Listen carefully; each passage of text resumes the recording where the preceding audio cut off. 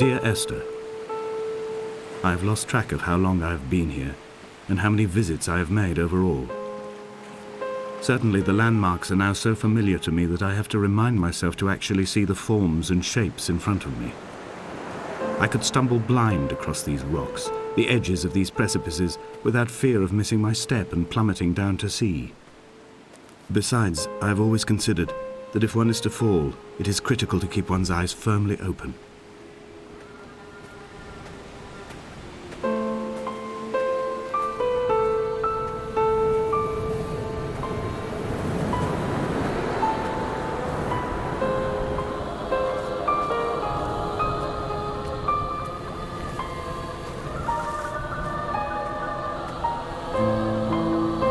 Donnelly reported the legend of the hermit, a holy man who sought solitude in its most pure form. Allegedly, he rode here from the mainland in a boat without a bottom, so all the creatures of the sea could rise at night to converse with him. How disappointed he must have been with their chatter.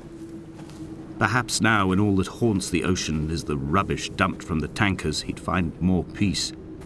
They say he threw his arms wide in a valley on the south side, and the cliff opened up to provide him shelter. They say he died of fever 116 years later. The shepherds left gifts for him at the mouth of the cave, but Donnelly records they never claimed to have seen him. I have visited the cave and I have left my gifts, but like them, I appear to be an unworthy subject of his solitude.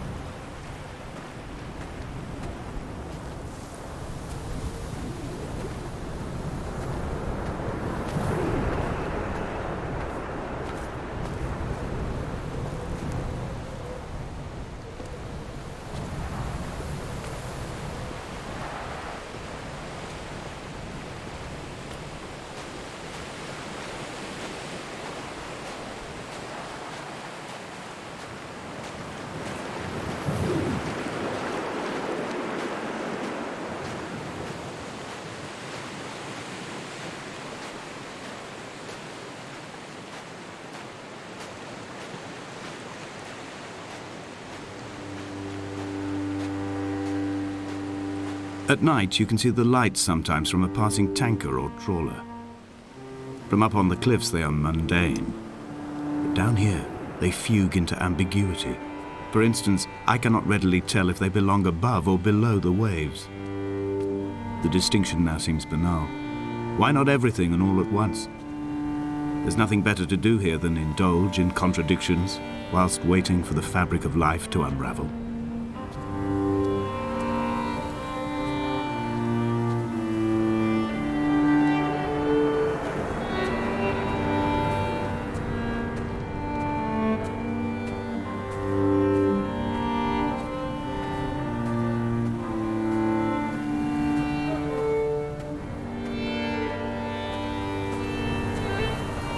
Donnelly's book had not been taken out from the library since 1974. I decided it would never be missed as I slipped it under my coat and avoided the librarian's gaze on the way out. If the subject matter is obscure, the writer's literary style is even more so. It is not the text of a stable or trustworthy reporter. Perhaps it is fitting that my only companion in these last days should be a stolen book written by a dying man.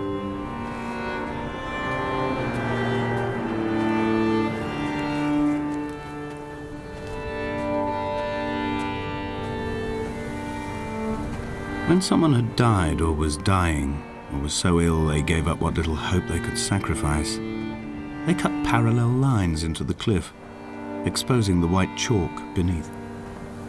You could see them from the mainland or the fishing boats, and know to send aid or impose a cordon of protection, and wait a generation until whatever pestilence stalked the cliff paths died along with its hosts.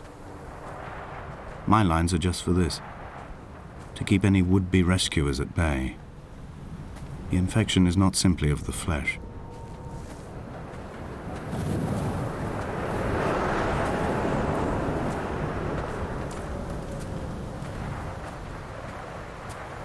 We are not like Lot's wife, you and I. We feel no particular need to turn back. There's nothing to be seen if we did. No tired old man parting the cliffs with his arms. No gifts or Bibles laid out on the sand for the taking. No tides turning or the shrieking gulls overhead. The bones of the hermit are no longer laid out for the taking. I have stolen them away to the guts of this island, where the passages all run to black, and where we can light each other's faces by their strange luminescence.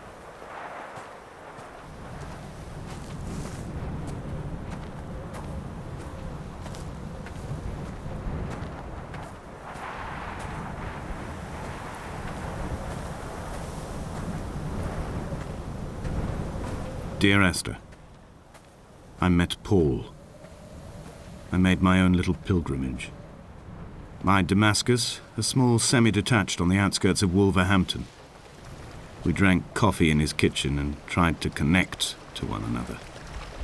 Although he knew I hadn't come in search of an apology, reason or retribution, he still spiraled in panic, thrown high and lucid by his own dented bonnet. Responsibility had made him old. Like us, he'd already passed beyond any conceivable boundary of life. I would leave you presents outside your retreat in this interim space between cliff and beach. I would leave you loaves and fishes, but the fish stocks have been depleted and I've run out of bread. I would row you back to your homeland in a bottomless boat, but I fear we would both be driven mad by the chatter of the sea creatures.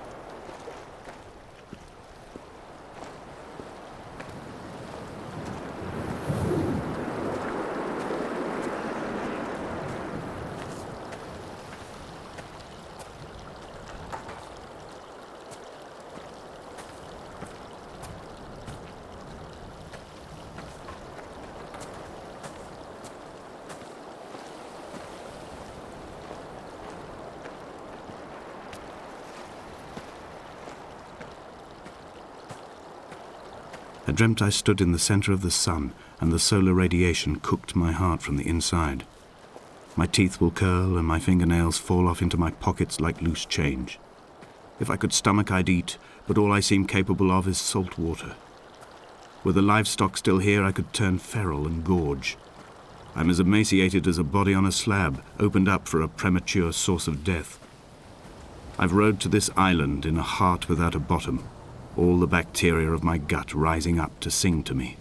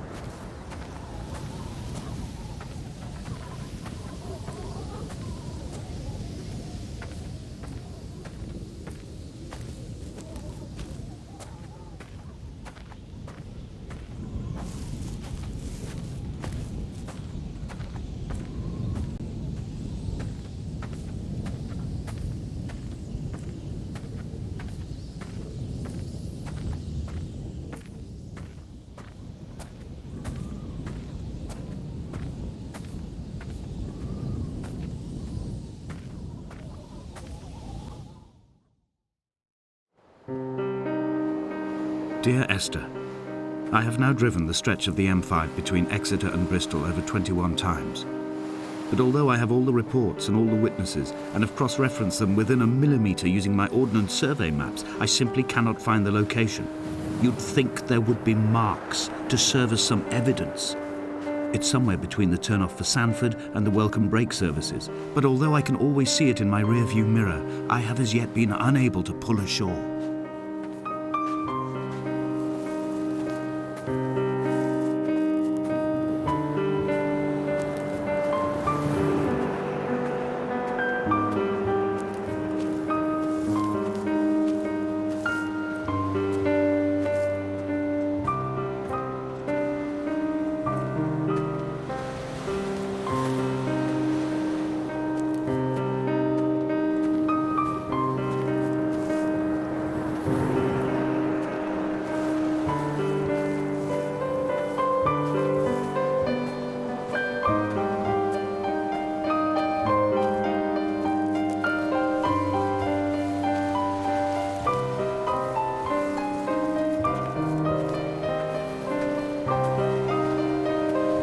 All night the boy has kept me lucid.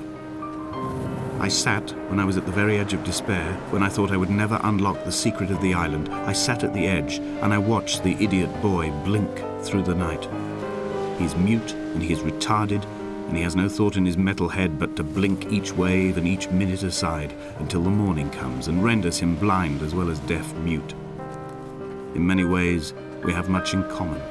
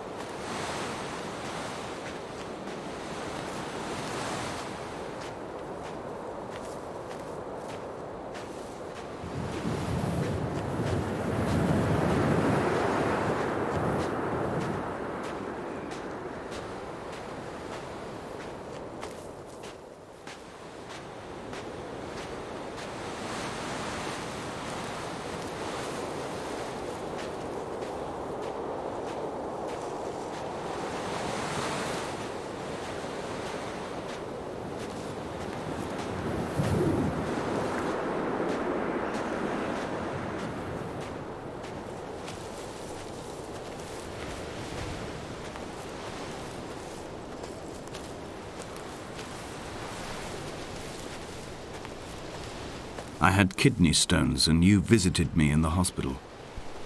After the operation, when I was still half submerged in anesthetic, your outline and your speech both blurred. Now my stones have grown into an island and made their escape, and you have been rendered opaque by the car of a drunk.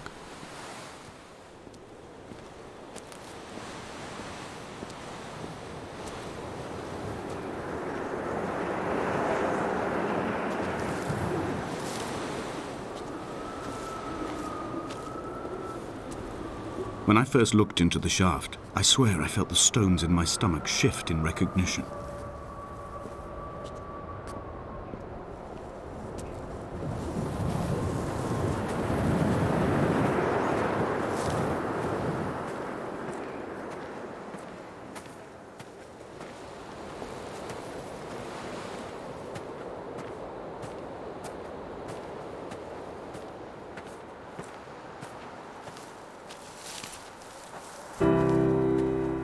I've begun to climb, away from the sea and towards the centre. It is a straight line to the summit, where the evening begins to coil around the aerial and squeeze the signals into early silence. The bothy squats against the mount to avoid the gaze of the aerial. I too will creep under the island like an animal and approach it from the northern shore.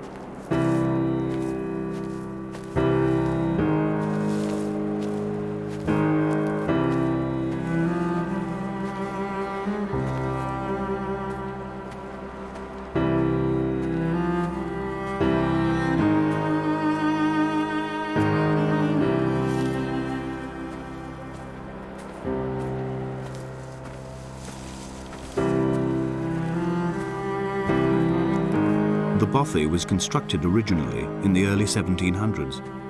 By then, shepherding had formalized into a career. The first habitual shepherd was a man called Jakobsen, from a lineage of migratory Scandinavians. He was not considered a man of breeding by the mainlanders. He came here every summer whilst building the bothy, hoping eventually that becoming a man of property would secure him a wife and a lineage. Donnelly records that it did not work. He caught some disease from his malcontented goats and died 2 years after completing it. There was no one to carve white lines into the cliff for him either.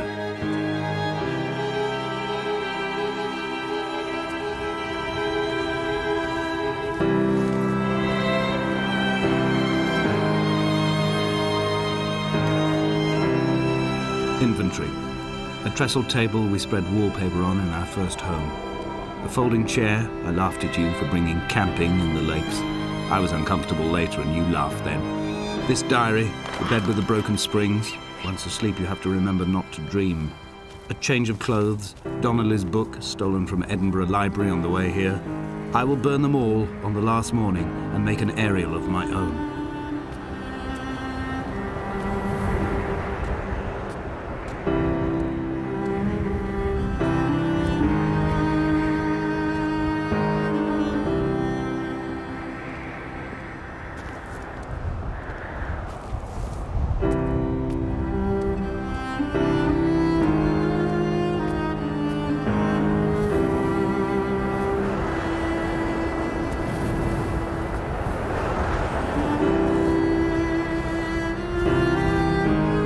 Footnote. The editor comments that at this point Donnelly was going insane as syphilis tore through his system like a drunk driver. He's not to be trusted. Many of his claims are unsubstantiated, and although he does paint a colourful picture, much of what he says may have been derived directly from his fever. But I've been here, and I know, as Donnelly did, that this place is always half imagined. Even the rocks and caves will shimmer and blur with the right eyes.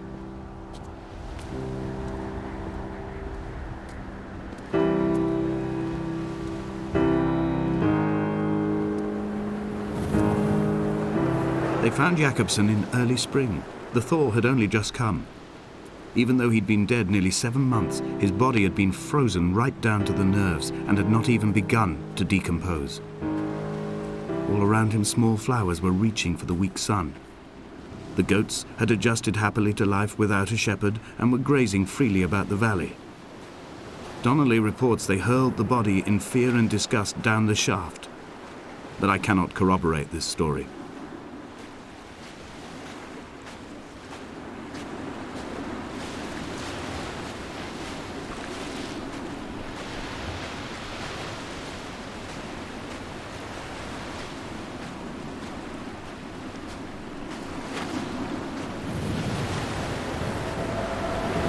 Climbing down to the caves, I slipped and fell and have injured my leg. I think the femur is broken. It is clearly infected. The skin has turned a bright, tight pink, and the pain is crashing in on waves, winter tides against my shoreline, drowning out the ache of my stones. I struggled back to the bothy to rest, but it has become clear that there is only one way this is likely to end. The medical supplies I looted from the trawler have suddenly found their purpose. They will keep me lucid for my final ascent.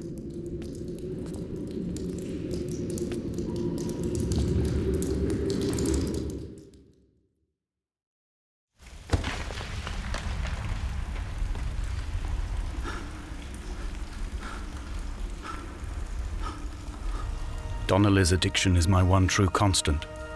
Even though I wake in false dawns and find the landscape changing, flowing in constantly through my tears, I know his reaching is always upon me.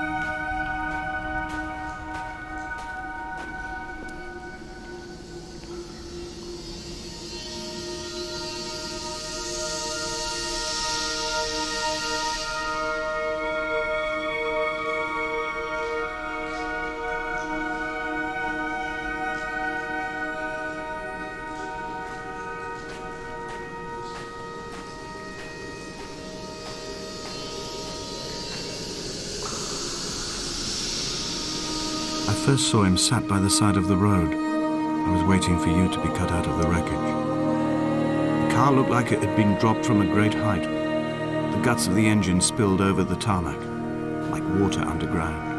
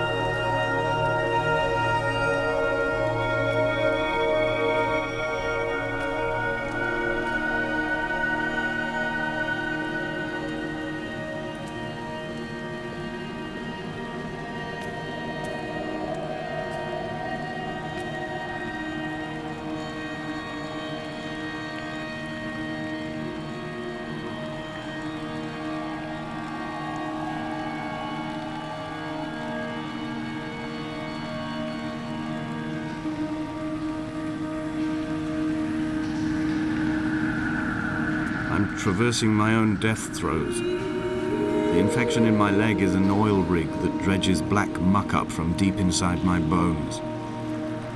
I swallow fistfuls of diazepam and paracetamol to stay conscious. The pain flows through me like an underground sea.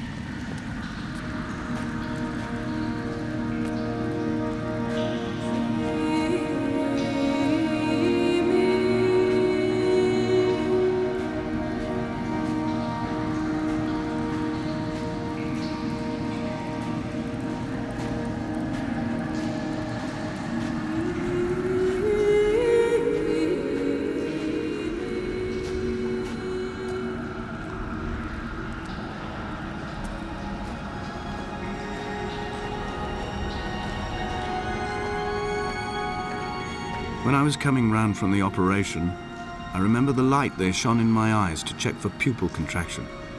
It was like staring up at a moonlit sky from the bottom of a well. People moved at the summit, but I could not tell if you were one of them.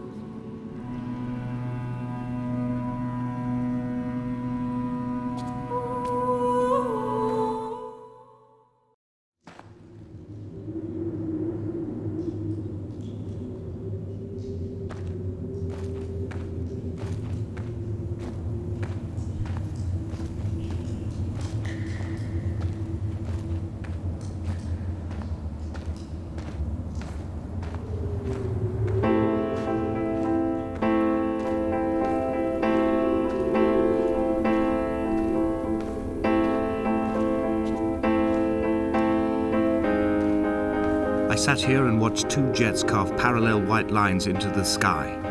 They charted their course, and I followed them for 21 minutes until they turned off near Sanford and were lost. If I were a gull, I would abandon my nest and join them. I would starve my brain of oxygen and suffer delusions of transcendence. I would tear the bottom from my boat and sail across the motorways until I reached this island once again.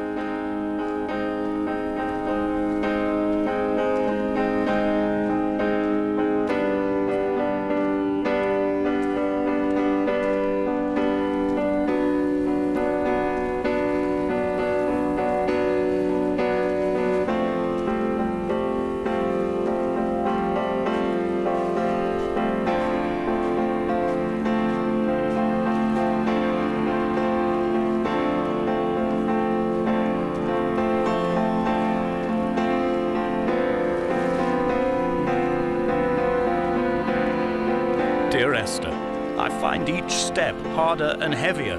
I drag Donnelly's corpse on my back across these rocks, and all I hear are his whispers of guilt, his reminders, his burnt letters, his neatly folded clothes. He tells me I was not drunk at all.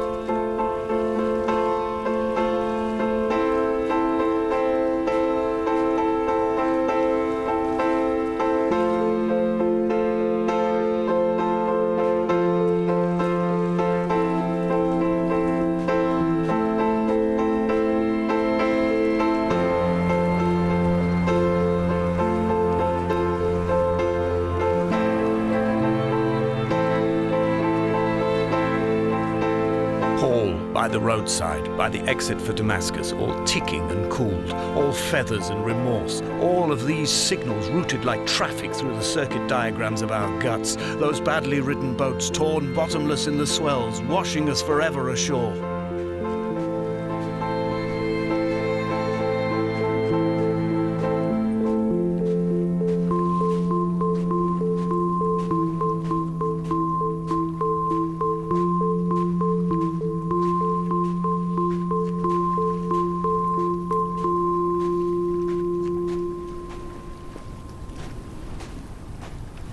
From here, I can see my armada.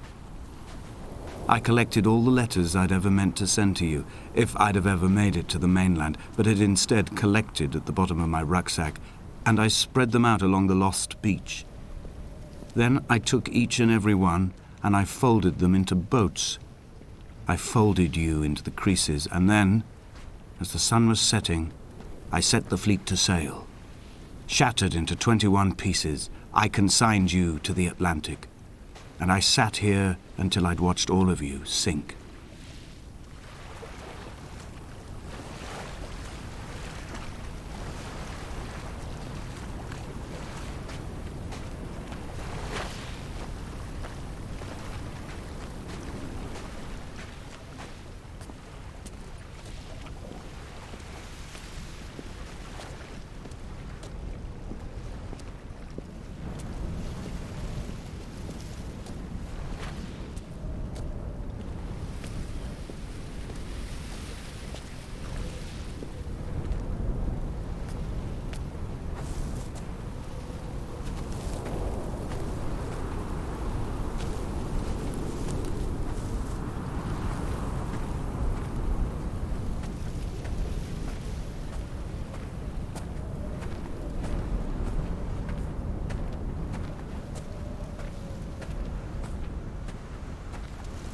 A sound of torn metal, teeth running over the edge of the rocks, a moon that casts a signal as I lay pinned beside you, the ticking of the cooling engine, and the calling from a great height, all my mind as a bypass.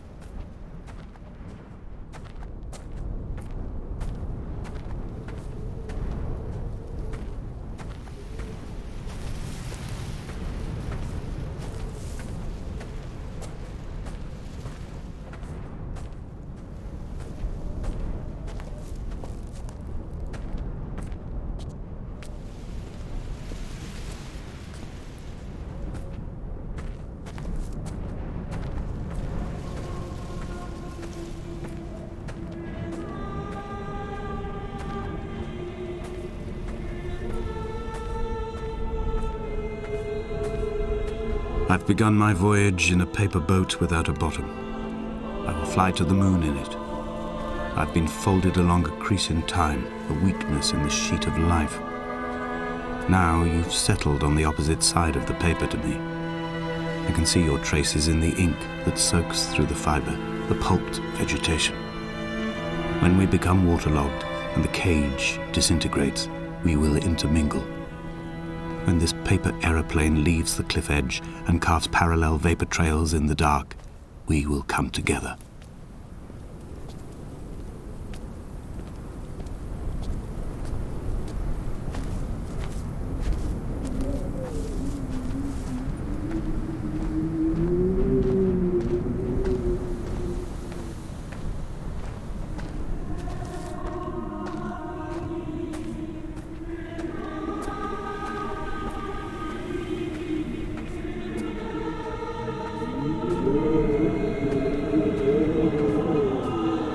If only Donnelly had experienced this, he would have realized he was his own shoreline, as am I. Just as I am becoming this island, so he became his syphilis, retreating into the burning synapses, the stones, the infection.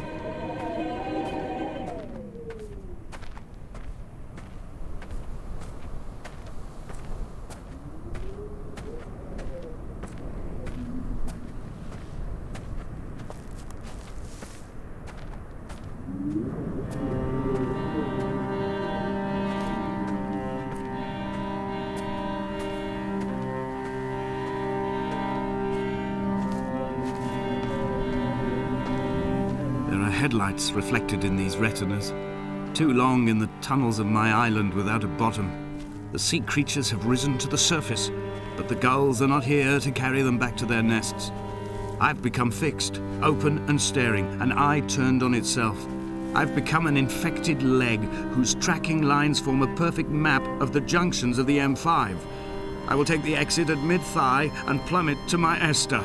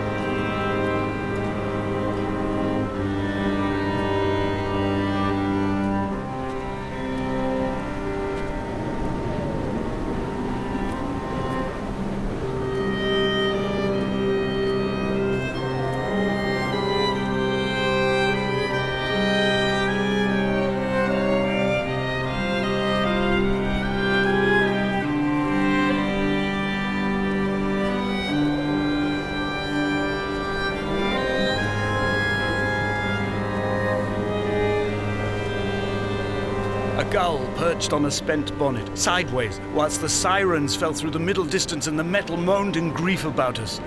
I'm about this night in walking, old bread and gull bones, old Donnelly at the bar gripping his drink, old Esther walking with our children, old Paul as ever, old Paul. He shakes and he shivers and he turns off his lights alone.